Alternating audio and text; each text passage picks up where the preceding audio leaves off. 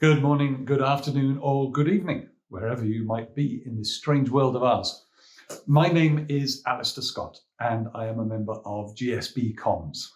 Now, you might have seen a short video my colleague and friend Charlie Simpson put together recently about the difficulties of communicating with a remote audience using a webcam, something a lot of us are having to do nowadays. So I thought I'd build on that a little bit by talking about the specific challenges if you can't even show the audience your happy, smiling face.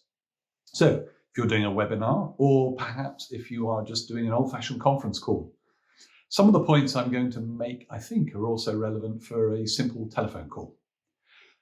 The overarching issue here is really that we have to recognize when the audience can't see our face, that they are going to get very distracted.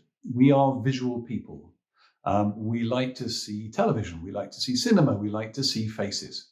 So if you are not visible, as now, then very quickly the eye looks for a distraction. Just think about how many times you've been on a conference call on the receiving end and you've started looking at email, looking at your phone, flipping through things on your desk. So we are always looking for visual distractions. So if you are on a webinar or if you're on a conference call and they can't see you, you need to make a particular effort to fill that visual gap. So I can suggest to you an acronym, because we love acronyms, DREADS, D-R-E-A-D-S,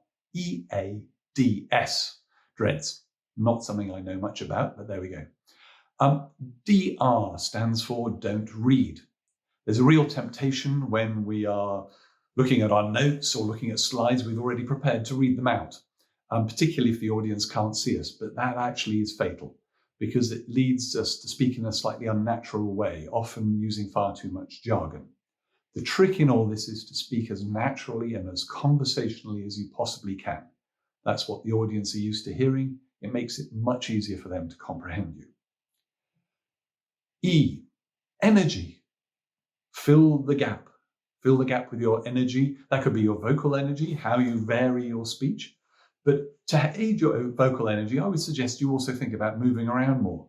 I mean, there is no fast rule that you actually have to look at that little black box in the middle of your desk. Get up, move around, shake your shoulders, punch the air, anything like that. Because how many times do you watch someone walking down the road who they've got an earpiece in? And what are they doing? They're gesticulating and everything. Well, may look slightly foolish if you're on Oxford Street, but if you're in the privacy of your own home, no harm in moving around and no one can see you. A, attention. You have to make sure you're getting their attention and retaining their attention. And how do you do that? By checking in.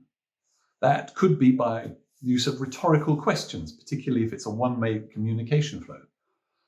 That may give you a sense of what we're feeling here. Can I ask you guys what you are seeing in your market? That sort of question. If you're delivering a webinar and there's a time for Q&A, don't just leave it till right at the end. Break things up into small segments. Or if it's an interactive session you're running, then throw questions at people on the other end of the line. Can I ask X or Y what you're seeing in this regard? A, that also keeps them alert, and B, it makes them feel that they're involved, so keeping their attention. And then DS stands for design your slides. If you put words and numbers on a slide, you are making people read or actually make people do calculations.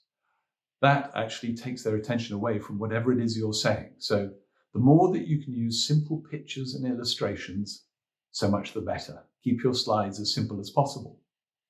If you can't use slides, then you have a challenge, and what I would suggest is you try to fill that gap with illustrations, using stories and anecdotes and metaphors and similes, so that people can actually see what you're saying in their mind's eye. That, I think, will then help the communication gap and fill the visual gap that is evident. So DREADS. Some quick thoughts. I hope they are helpful for you. Thank you. Bye-bye.